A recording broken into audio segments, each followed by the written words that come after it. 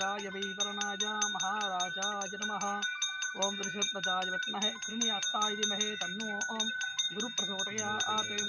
दक्षिणामूर्तये नमः। दक्षिणामूर्तये सुखनन्दवस्तिवर्धनम् उर्वारुकविवन्दनामित्योर्मोक्षमामृतात्।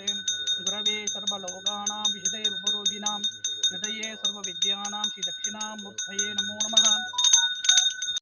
निरञ्जनं मृत्युदर्पनाशनं करालदंशमोक्षणं काशिकापुरादिनाथकालभैरवं भजे।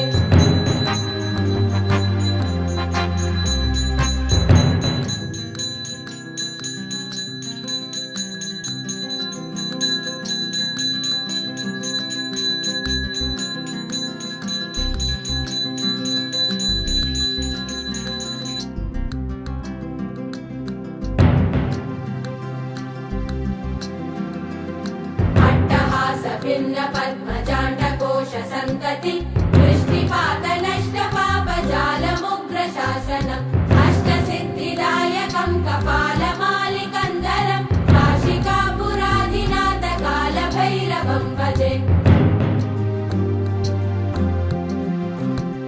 भूतसङ्गनायकं विशालकीर्तिदायकं काशीवासलोकपुण्यपापशोधकं विभुं नीतिमार्गकोविदं पुरातनं जगत्पतिं काशिकापुरादिनाथकालभैरवं भजे।